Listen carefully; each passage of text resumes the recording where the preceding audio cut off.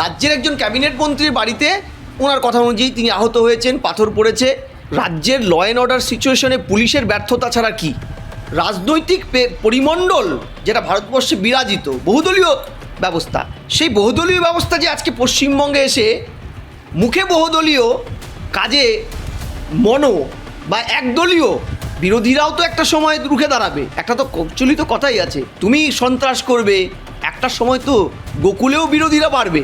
রাজ্যের শাসক দল যখন ধমকায় চমকায়, কাউন্টার সন্ত্রাস বলে, মৌখিক সন্ত্রাসের বার্তা দেয়, তখন মাথায় রাখতে হবে এর গ্রাসরুট লেভেলে রিয়াকশনটা অন্য লেভেলে যায়। ভারতবর্ষে কোনো রাজ্যে এরকম হয় না। বিহার, যার সম্পর্কে আমরা এত বদনাম করতাম, বিহারে একটা কেউ কাউকে আঁচড় দেয় না, এত বড় নির্বাচন হয়ে গেল। যে একটা সময় মমতা ক্ষমতায় আসার পরে তাদের সততার প্রতীক বলতে হতো, মানুষ নিত। সততা শব্দটাই যেখানে বাংলায় নেই, সততা নামে কোনো শব্দ বাংলায় নেই। মমতা ব্যানার্জির ব্যর্থতাগুলোকে যখন মোদি একটা করে একটা অ্যাড্রেস করছে, কই সেখানে তো আজকে শাসক দলের কোনো নেতাকে ওগুলোর কাউন্টার দিতে দেখছি না। হয় অশ্লীল মন্তব্য করছে, ব্যক্তিগত স্তরে আক্রমণ করছে, না হলে ওরকম ভাঙচুর করছে, ভাঙচুরে মদত দিচ্ছে। আমার কথাটা হচ্ছে এগুলো উত্তর দিন, যেগুলো এগুলো সত্যি না মিথ্যে। আজকের ব্রিগেডটা কিন্তু একটা, তুমি ভালো করে লক্ষ্য করে দেখো, একটা অন্য ডাইমেনশন। আজকে মোদি, মমতা ব্যানার্জি, অভিষেক কাউকে আক্রমণ করেননি, তৃণমূলকে আক্রমণ করেছেন। অর্থাৎ সার্বিকভাবে তৃণমূলের ব্যর্থতাগুলো তুলে ধরেছেন, যার কাউন্টার কিন্তু তৃণমূল দিচ্ছে না। আগামী নির্বাচনের আগে বাংলায় আবার যে বহু মানুষের নিকটাত্মীয় সহনাগরিক এ রাজ্যের, তারা যে সন্ত্রাসের বলি হবে, বহু মা যে কোল খালি হবে, বহু মায়ের থাকবে না, মারা যাবেন, নিহত হবেন, এটা কিন্তু আবার এই আভাসটা কিন্তু দিয়ে রাখলো। তার পুলিশের কি সামান্য নিরপেক্ষতা আছে? আমি তো দেখতে পাই না। স্যার, প্রধানমন্ত্রী নরেন্দ্র মোদী তিনি এলেন, জোড়া সভা করলেন, একটা প্রশাসনিক একটা রাজনৈতিক সভা করলেন, কিন্তু অন্যদিকে যখন তিনি বিমানবন্দরে অবতরণ করলেন, ঠিক সেই সময় অন্যদিকের ছবি এই আপনার বাড়ির পাশে গিরিশ পার্কে একদম যুদ্ধ, একদম মানে কি বলবো, মারামারি অবস্থা, বাস ভাঙচুর, মন্ত্রীর বাড়িতে ঢিল ছোড়াছুড়ি। এটা কি হলো আজ? দুটো জিনিস হতে পারে। দেখো, 2019-এ কলকাতা বিশ্ববিদ্যালয়ের অন্তর্গত বিদ্যাসাগর কলেজ, সেখানে ঈশ্বরচন্দ্র বিদ্যাসাগরের মূর্তি ভাঙা হয়েছিল অমিত শাহ রোড শোয়ের পরে পরে। তার আমরা কোনো তদন্ত রিপোর্টই আজ অবধি পাইনি। আলাপন বাবু এবং নেতৃত্বে একটা কমিটি হয়েছিল, সেই কমিটির এখনও পর্যন্ত থানার থেকে সিসিটিভি ফুটেজটাও হাতে নেয়নি। তদন্ত কমিটি 19-এর তদন্ত কি হলো, কোথায় গেল আমরা জানি না। মাঝখান থেকে ওটাকে ইস্যু করে মমতা ব্যানার্জি কিন্তু বেশ কিছু মাইলেজ পেয়েছিল। শেষ দফার ভোটের দিকে কার্যত বিজেপি উড়ে গিয়েছিল। আজকে দেশের প্রধানমন্ত্রী এসছেন, তিনি যে দলের ভোটে জিতে, যে দলের মাধ্যমে ভোটে জিতে প্রধানমন্ত্রী হয়েছে, সেই দলের একটা জনসভা, ব্রিগেড সভা এবং একটা, তুমি বললে, একটা নিজস্ব সরকারি অনুষ্ঠান ছিল। কিন্তু প্রশ্নটা হলো যে এই এতগুলো সারা পশ্চিমবঙ্গের বিভিন্ন প্রান্ত থেকে কাতারে কাতারে লোক এসে ব্রিগেড ভরালো, যে ব্রিগেড যে কোনো দলের শক্তি প্রদর্শন শুধু নয়, আগামী ভোটের রূপরেখা নির্ধারণের একটা শক্তি পরীক্ষা। বামেদের ব্রিগেড, তৃণমূলের ব্রিগেড, এখন সংযোজিত হয়েছে বিজেপির ব্রিগেড। বিজেপিও ব্রিগেড করেছে 2019-এ বিপুল সাফল্যের পরে পরে এদের ব্রিগেড কিন্তু কয়েকটা হয়েছে। আজকে এই জায়গায় দাঁড়িয়ে সংঘর্ষটা কেন হলো? এবং দুর্ভাগ্যজনকভাবে আমরা রাস্তায় দেখলাম দুটো পক্ষ এমনভাবে নিজেদেরকে সংঘর্ষে লিপ্ত করলো, সেই সংঘর্ষে কে প্রথমে শুরু করেছে, কে প্রথমে পরে শেষ করলো, কেন মন্ত্রীর বাড়িতে ঢেল পড়লো, এর সবের থেকে একটু দূরে গিয়ে প্রথমেই বলি, দেখো, ল অ্যান্ড অর্ডারটা স্টেট সাবজেক্ট। যদি মূর্তি ভাঙা হয়ে থাকে এ রাজ্যে, যেই ভেঙে থাকুক না কেন, এবং সেই তদন্তটা উন্মোচন করার দায়টা যেহেতু সরকার নিয়েছে কমিটির মাধ্যমে, কোনো হাইকোর্ট সুপ্রিম কোর্ট হয়নি, তাহলে সেই রিপোর্টটা না বের করার দায়টা তো রাজ্যের। আজকে রাজ্যের একজন ক্যাবিনেট মন্ত্রীর বাড়িতে ওনার কথা অনুযায়ী তিনি আহত হয়েছেন, পাথর পড়েছে, এটা রাজ্যের ল অ্যান্ড অর্ডার সিচুয়েশনে পুলিশের ব্যর্থতা ছাড়া কি? প্রথম। দ্বিতীয়, একাধিক রাজ্যের একাধিক প্রান্তে ব্রিগেড মুখো বিজেপির গাড়ি কর্মকর্তাদের ওপর পাথর ইট বৃষ্টি হয়েছে, তারও উদাহরণ আছে, সেটা তোমাকে তো ছাড়লে চলবে না।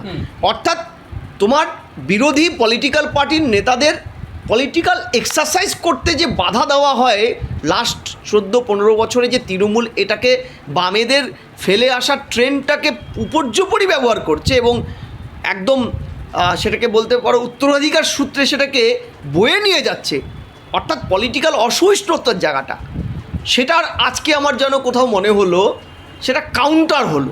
কেন তোমাকে বলছি, দেখো,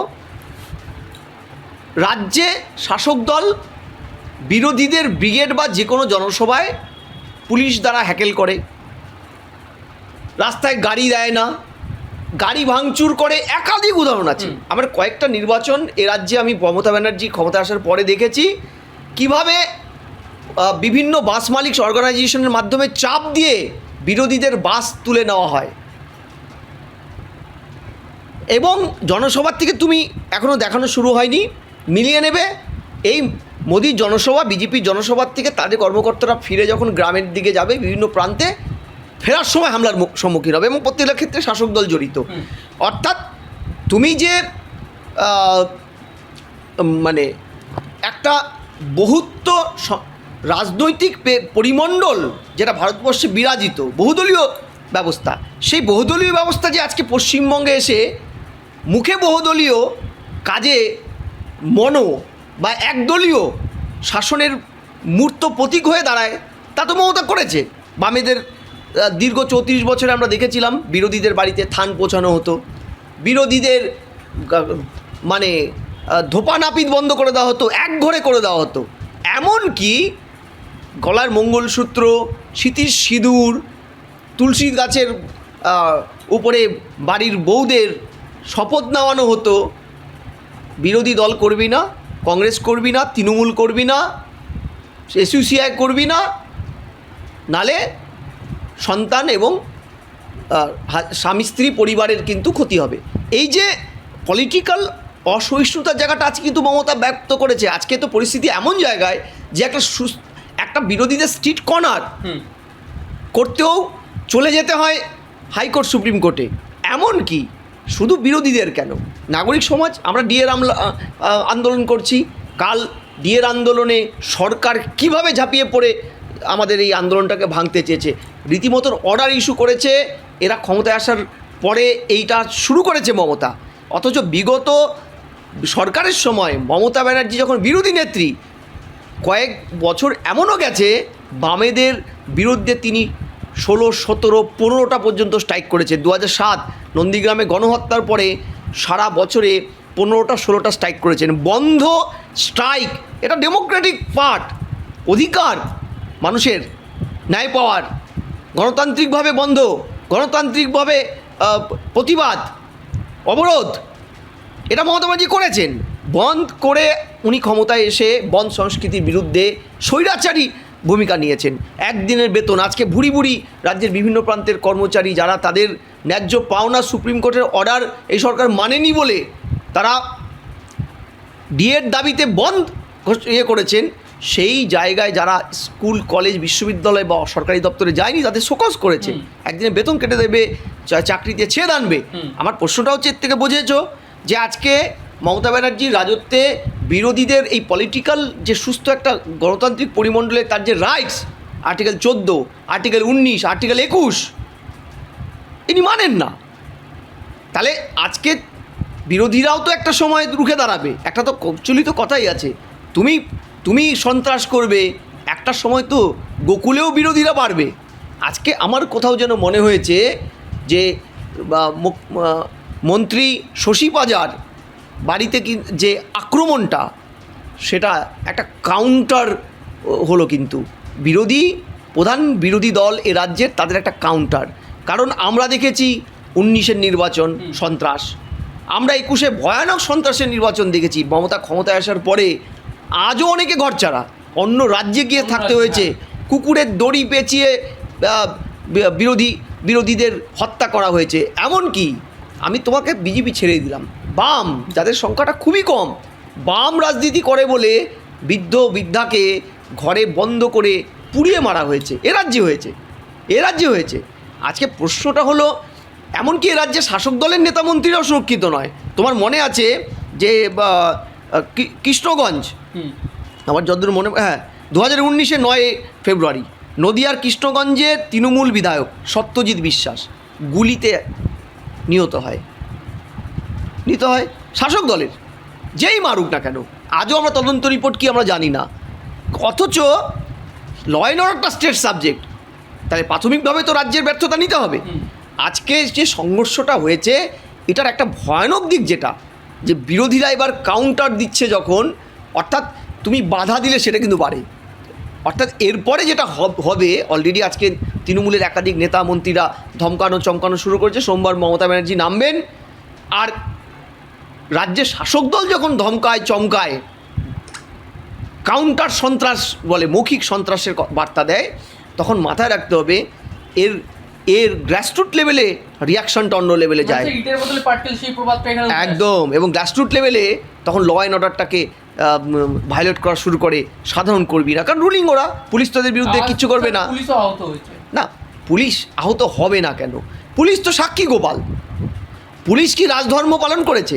আমি বলছি পুলিশ নিজে পারছে না, ধরে নাও সত্যি তো আমাদের পুলিশের কয়েক ইঞ্চি সামনের দিকে বুড়ি, আমাদের পুলিশ সত্যিকারের রুলিং পার্ট, তৃণমূলের লোক, সোজা সবটা তৃণমূলের লোক, সিভিকগুলো তো সব তৃণমূলের সদস্য, কোনো জায়গায় তারা ব্লক বা জেলা স্তরের নেতা, হ্যাঁ, সিভিক হয়ে বসে আছে, তারা পারবে না। কিন্তু রাজ্যে তখন কেন্দ্রীয় বাহিনী আছে, কেন্দ্রীয় বাহিনীকে রাখলেন না কেন? তাহলে বোঝো যে এরা কেন্দ্রীয় বাহিনী ইনঅ্যাক্টিভ করে রেখে দিয়েছে। তাহলে সামনের নির্বাচনে এই পুলিশ, এই প্রশাসন কী ভূমিকা নিতে পারে? কত মায়ের কোল খালি হতে পারে? আমি এই কারণেই তোমাকে বলছি যে রাজ্যে একটা সরকার গণতান্ত্রিকভাবে ক্ষমতায় আসীন হয়েছেন বিপুল ম্যান্ডেট দিয়ে, তারা যখন সেই জনগণের ম্যান্ডেটটার উপরে ভরসা রাখতে পারে না, সন্ত্রাসকে একমাত্র আশ্রয়স্থল খুঁজে ফেলায়, বিরোধীদের কণ্ঠ রোধ করতে মরিয়া হয়ে যায়, নাগরিক সমাজে কণ্ঠ রোধ করতে মরিয়া হয়ে যায়, বিরোধীদের মন মস্তিষ্ককে, শরীরকে কন্ট্রোল করতে চায় এরা। আমার ভাষায় কথা বলুক বিরোধীরা, ঠিক আছে? সে বিরিয়ানি, চপ, ফিশ ফ্রাইয়ে মানলে মানলো, নালে বোম বন্দুকেও আমরা মানানোর চেষ্টা করব সন্ত্রাস করে। সেই রাজ্যে এই পাল্টা বিরোধীদেরও পাল্টা আক্রমণ, আমি আবারও বলছি, তাদের উপরে হামলা হয়েছে। এখানে একাধিক বাস ভাঙচুর হয়েছে এই গিরিশ পার্কের উপর দিয়ে, একাধিক, সেই বাসে অনেক মহিলা ছিল। আজকে মাননীয় মন্ত্রী বলছেন আমি মহিলা, আমার বাড়িতে হামলা হয়েছে, প্রাণনাশের চেষ্টা হয়েছে, এফআইআর করবো বা করেছি। প্রশ্ন হচ্ছে, আপনার বাহিনী যখন এই গাড়িগুলোকে হামলা করছিল সেখানেও তো অনেক মহিলা ছিল, তারাও আহত হয়েছে। দেখলাম তমগ্ন বিজেপির নেতা, তিনি প্রচণ্ড আহত, একজন বিজেপি সমর্থকের চোখ হয়তো চোখটা ফিরেও পাবে না। তাহলে প্রশ্নটা হলো গিয়ে, শাসকের ভূমিকাটা তো অনেক বেশি। তারা যখন ল অ্যান্ড অর্ডার, হ্যাঁ, অনেক বেশি দায়িত্ব আছে, তারা শাসক, তারা সংখ্যায় গরিষ্ঠ লোকের ভোট পেয়েছে। অথচ আমরা কি দেখি, এ রাজ্যে বিরোধীদের কোনো স্পেস শাসক দেয় না, সে বামেরাও দেয়নি, এদের যোগ্য উত্তরস্বরী তৃণমূলও দেয় না। দ্বিতীয়, এবার তুমি প্রশ্ন করতে পারো না স্যার, অন্যদিকে এই ক্ষেত্রে আপনি যাওয়ার আগে একটা অভিযোগ উঠে আসছে যে গাড়ির ভেতর ইট পাথর, মদের ফাঁকা বোতল ছিল এবং সঙ্গে লাঠিও ছিল, বাসের মধ্যে ভর্তি করা আনা হচ্ছিল এবং তারা বাংলার বাইরের লোক, এমন অভিযোগ নিজে মন্ত্রীর লোক। এই দেখো, তৃণমূল এই ধরনের বায়নারি সেট করে, বলছে সিলিন্ডার প্রচুর পাওয়া যাচ্ছে মোদির, মানে এইগুলো কী হয় বলো তো? বিরোধীদের আমরা তার পলিটিক্যাল এক্সারসাইজের কাউন্টার দিতে পারি না, তখন এই কুণালপন্থী কথাবার্তাগুলো এখন সোশ্যাল নেটওয়ার্কের যুগে ভেসে বেড়ায়। আমি বলছি এটা তো অস্বীকারের জায়গা নেই, ব্রিগেড কোনায় কোনায় পূর্ণ হয়েছে, এটা অস্বীকারের জায়গা নেই যে ব্রিগেডে উত্তরবঙ্গ, দক্ষিণবঙ্গ, কুচবিহার টু কাকদ্বীপ প্রচুর লোক এসেছে।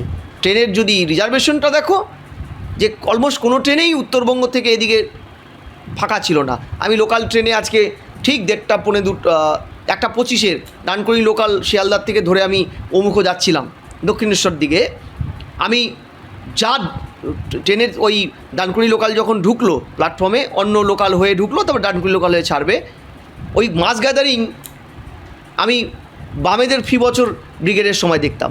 এই যে মানুষগুলো এসেছে, তারা তো বাংলায় কথা বলছিল, এগুলো নিতান্তই পলিটিক্যাল কথাবার্তা, ভিন্ন রাজ্যের থেকে আসছে। আমার কথাটা হচ্ছে, আজকে মোদি কী বলেছে, এটার কি কোনো উত্তর আছে? আমরা এগুলো নিয়ে আলোচনা করছি না কেন? কুণাল ঘোষ ব্রিগেডে বলে ব্রিগেডের সিট ভরবে না কালকের থেকে ফেসবুকে তাদের সঙ্গে দিয়ে একাধিক ছোট বড় মাঝারি চুনুপটি বড়পটি 5 পয়সা 10 পয়সা সবাই বলে গেল। আজকে উনি বলছেন প্রচুর সিলিন্ডার আছে, লোকের দরকার তো গ্রহণ থেকে গ্যাস নাও। আমার প্রশ্ন হচ্ছে মোদি কি বলল সেটার কাউন্টার কি আপনাদের নেই? এইটা নেই কারণ সত্যি কথা বলতে গিয়ে এটাই হচ্ছে রাজনীতির অন্তঃসার শূন্যতা, বিশেষ করে শাসক দলের ক্ষেত্রে। নেই সেই জন্য বাইরের লোকের এই তত্ত্বটা খাড়া করা হচ্ছে। হ্যাঁ, সব কিছু এই যে হামলাটা কেন তৈরি করে ক্রিয়েটেড, যাতে তিনি যা বলছেন সেগুলো সারফেস থেকে সরে যাক। আচ্ছা, তিনি কি বলেছেন? তিনি বলেছেন নারীরা সন্ধ্যের পরে এখানে বেরোতে পারে না। এই কথাটা তো মোদি বলেছেন। তো মোদি এই কথাটা তার আগে তো এ রাজ্যের পুলিশ মন্ত্রী মুখ্যমন্ত্রী মমতা ব্যানার্জি বলেছে। আরজি করের পরে বড় করে নোটিশ বের করেছিল নবান্ন, সন্ধ্যার পরে নিজের দায়িত্বে বেরোবেন, তাই তো?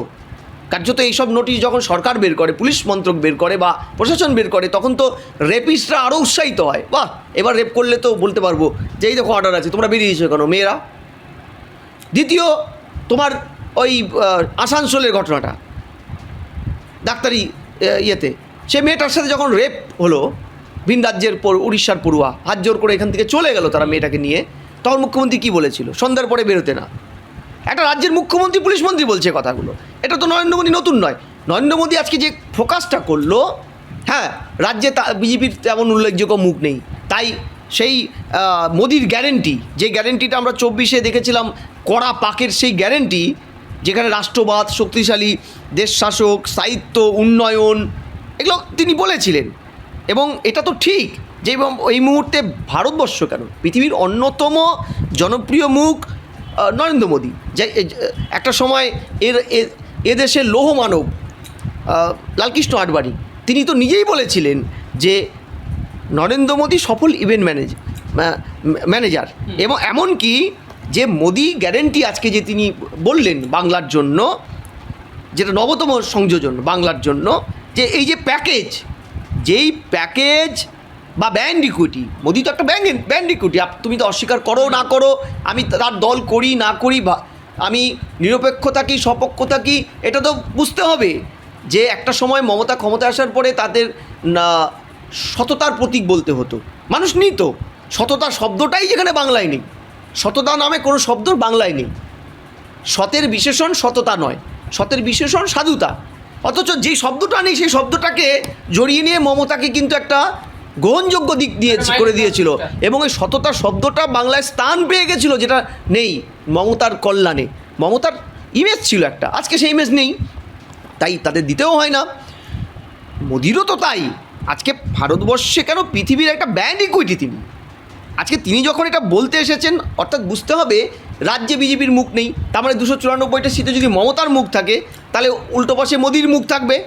তাহলে তিনি যে গ্যারেন্টিটা দিলেন, সেই গ্যারেন্টিটায় যে বিরোধী স্বর, যে স্বরটা এতদিন আমরা শুনতাম যে এ রাজ্যে বিরোধী স্বরটা খণ্ড বিখণ্ডিত, এই বিরোধী খণ্ড বিখণ্ড যে স্বরের আখ্যান আজকে একটা জায়গায় ফোকাস হলো। সন্তর্পণে তিনি এসআইআরের যে বিস্ফোরাটা, গদের উপরে তো বিস্ফোরা, এই এসআইআর বিস্ফোরা যেটা শাসক একদম খুব টেকনিক্যালি ওটাকে নিয়ে এগোচ্ছিল, তাকে আজকে সারফেস থেকে সরিয়ে দিয়ে তিনি মমতার যে একটা ব্যর্থ প্রশাসন 15 বছরে, নারী নির্যাতন, নাবালিকা বিবাহে 1 নম্বরে, হিন্দু মুসলমানের বিরোধ, যেটাকে দাঙ্গা বলতে পারো, এ রাজ্যে এখন ঘন ঘন ভবিতব্য সত্য, চাকরি চুরি, গরু চুরি, কয়লা চুরি, বেকারদের সমস্যা, ভয়ানক জটিলতা। এমনকি যে সরকার গর্ব করে বলে রাজ্যে মহিলারা সেফ, এনসিআরবি রিপোর্ট নাকি বলেছে, শাসক যেটা পাঠিয়েছে সেটা বলেছে, সেই এনসিআরবি রিপোর্টেও তো একটা কথা আছে যে রাজ্যে নারীরা, যে কটা নারীদের উপরে অবমাননা নির্যাতনের ঘটনা এনলিস্টেড হয়, সেই ঘটনাগুলোর মধ্যে যে কয়টা নারী ন্যায় পায় রাজ্য পশ্চিমবঙ্গে, তাও ভারতবর্ষে সবচেয়ে কম। অর্থাৎ মেয়েরা যে কটা রেজিস্টার্ড হয় অপরাধ মেয়েদের বিরুদ্ধে, সে কটার মধ্যে ন্যায় পাওয়ার ক্ষেত্রেও বাংলা ভারতবর্ষে সবচেয়ে পিছিয়ে। এটাও তো ফ্যাক্ট। আজকে তিনি আদিবাসীদের ঘটনা বলেছেন, দ্রৌপদী মুর্মুর ওপরে হওয়া যে অন্যায়, একজন আদিবাসী ঘটনাচক্রে ভারতবর্ষের রাষ্ট্রপতি, তার উপরে মমতা ব্যানার্জি প্রশাসনের যে সাংঘাতিক একটা বিভেদ, যার জন্য দার্জিলিংয়ের 2 পুলিশ কর্তাকে ডেপুটেশনে চেয়ে পাঠিয়েছে সেন্ট্রাল গভর্নমেন্ট স্বরাষ্ট্র দপ্তর। আজকে এটা তো ভারতবর্ষে হয়েছে। এই কথাগুলো যখন মমতা ব্যানার্জির ব্যর্থতাগুলোকে যখন মোদি একটা করে একটা অ্যাড্রেস করছে, কই সেখানে তো আজকে শাসক দলের কোনো নেতাকে ওগুলোর কাউন্টার দিতে দেখছি না। হয় অশ্লীল মন্তব্য করছে, ব্যক্তিগত স্তরে আক্রমণ করছে, না হলে ওরকম ভাঙচুর করছে, ভাঙচুরে মদত দিচ্ছে। আমার কথাটা হচ্ছে এগুলো উত্তর দিন, যেগুলো এগুলো সত্যি না মিথ্যে। আজকের ব্রিগেডটা কিন্তু একটা, তুমি ভালো করে লক্ষ্য করে দেখো, একটা অন্য ডাইমেনশন। আজকে মোদি, মমতা ব্যানার্জি, অভিষেক কাউকে আক্রমণ করেননি, তৃণমূলকে আক্রমণ করেছেন। অর্থাৎ সার্বিকভাবে তৃণমূলের ব্যর্থতাগুলো তুলে ধরেছেন, যার কাউন্টার কিন্তু তৃণমূল দিচ্ছে না, বরং গোল গোল ঘুরছে তৃণমূল। না দেখো, প্রত্যেকটা রাজনীতি কেন, পৃথিবীর যে কোনো ইয়েতেই কাউন্টার থাকে। আমি তো রাজনীতির লোক নই, আমি তৃণমূলের নই, বিজেপিরও নই, আমি তো এগুলো বলতে পারি না। কিন্তু রাজনীতিতে একটা তাস পড়লে তার পাল্টা তাসও দেওয়া যায়। কত এফেক্টিভ হবে না হবে জনগণ বিশ্বাস করবে। তা না করে তুমি রাজনৈতিক চর্চা বাদ দিয়ে সব কিছু করছো। সিলিন্ডারে চলে যাচ্ছ, ওখানে ডিম ভাত হয়নি, মাংস ভাত কেন হয়েছে, কেন মোদি বিহার থেকে লোক, আচ্ছা কটা বিহার থেকে আনা লোককে তোমরা তুলে এনে প্রেসের সামনে দাঁড় করাতে পেরেছো। এই যে কথাগুলো, এগুলো বাঙালির রাজনীতি চর্চার যে একটা অসারতা, বাঙালিদের যারা চিৎকার করে বলে আমরা বাঙালির দল তৃণমূলের, অসারতার প্রতীক। বরং প্রেস কনফারেন্স করে যদি এগুলোকে কাউন্টার দিত না, একটা সুস্থ রাজনৈতিক চর্চা হতো, মানুষ যারা নেওয়ার নেবে, তারা নেবে না। দেখো 2,38,00,000 ভোট তো বিজেপিও পেয়েছে বিরোধী আসনে বসে। তৃণমূলের থেকে তো সংখ্যায় 42-43 লাখের বেশি, মানে কমে 42-43 রেফারেন্সের বেশি নেই, অর্থাৎ 6-7%। তাহলে প্রশ্নটা হচ্ছে, যারা এই রাজ্যের প্রধান বিরোধী দল, তারা যখন একটা অভিযোগ করছে, তাহলে এবং কার মুখ দিয়ে হচ্ছে, দেশের প্রধানমন্ত্রীর মুখ দিয়ে, তা তুমি উত্তর দেবে না? তোমাকে তো উত্তর দিতে হবে। এই উত্তরগুলো ডিজার্ভ করি আমরা, কিন্তু আমরা কি দেখলাম? উত্তর দেওয়ার চাইতে ব্যক্তিগত স্তরে কুৎসা, এইগুলো বেমানান। এই রাজ্যে মাথায় রাখতে হবে, হরেন চট্টোপাধ্যায়, এ রাজ্যে বাগ্মী, ইন্দ্রজিৎ গুপ্ত, ভূপেশ গুপ্তদের মাটি এটা, ঠিক আছে, গীতা মুখার্জিদের মাটি এটা, যারা তাদের ব্যক্তিগত স্বচ্ছ ইমেজ নিয়ে তারা কিন্তু লড়াই করেছে। আমার মনে আছে যে ইন্দ্রজিৎ গুপ্ত ভোট চাইতে গেছেন, ভোটে দাঁড়িয়েছেন এমপি ইলেকশন, তিনি জনগণকে বলছেন, দেখুন ড্রেন, রাস্তাঘাট এইসব চাইলে আমাকে ভোট দেবেন না, আমি ওসব এমপি কাজ নয়। আমি লোকসভায় পৌঁছে বৃহত্তর ভারতবর্ষের প্রেক্ষাপটের কথা বলবো, আন্তর্জাতিক প্রেক্ষাপটে ভারতের ভূমিকা কী হতে পারে সেগুলো নিয়ে বলবো। যদি আপনি ড্রেন, রাস্তার জন্য এমপিকে ভোট দিতে চেয়ে আমাকে ভোট দেন, তাহলে বলবো আমাকে দিয়েন না, ওই কাজটা স্থানীয় সরকারের। তাহলে প্রত্যেকের তো একটা কাজ আছে। মুখ্যমন্ত্রীর কাজ নিশ্চয়ই চা দেওয়া নয়, স্টেজে উঠে সন্ধ্যা মুখোপাধ্যায় দ্বিজেন মুখোপাধ্যায়কে তিনি চা দিচ্ছেন, এটা ওনার কাজ নয়। বা টাস্ক ফোর্সের সাথে সাথে গিয়ে সবজির দাম নিয়ন্ত্রণ করছে, এটা ওনার কাজ নয়, ওই দপ্তরগুলো দেখবে। তিনি বরং বৃহত্তর বাঙালির স্বার্থে, বাংলার স্বার্থে কাজ করবেন, এটাই তো সংবিধান বলে দিয়েছে। আজকে ওটা আমরা ভুলে গেছি। আমরা ভুলে গিয়ে আমরা ব্যক্তিগত স্তরের রাজনীতিটা নেমেছি। দেশের প্রধানমন্ত্রী এসছেন, তার রাইটস আছে ভারতবর্ষের যে কোনো প্রান্তে যাওয়ার। তিনি এসছেন, তিনি কিছু বলেছেন, বিজেপির নেতা হিসেবে তিনি বলেছেন। আপনি এ রাজ্যের প্রধান বিরোধী বিজেপির নেতার, বিজেপি দলের এই বক্তব্য ধরে নিয়ে আপনি একটা কাউন্টার দিন, পথে নামুন। শুনেছি তিনি সোমবার থেকে পথে নামবেন, ভালো কথা, এটাই তো আমাদের রাজনীতি। কিন্তু তা না করে আমরা কি দেখলাম? একটার পর একটা মারপিট, দাঙ্গা, যেটা কিন্তু আমাকে আগামী নির্বাচনের আগে বাংলায় আবার যে বহু মানুষের নিকটাত্মীয় সহনাগরিকে এ রাজ্যের, তারা যে মানে সন্ত্রাসের বলি হবে, বহু মা যে কোল খালি হবে, বহু মায়ের, বহু বোনের ভাই মানে থাকবে না, মারা যাবেন, নিহত হবেন, এটা কিন্তু আবার এই আভাসটা কিন্তু দিয়ে রাখলো। অর্থাৎ রাজ্য আছে রাজ্যেই, রাজ্যের শাসক দল আছে রাজ্যের শাসক দলেই।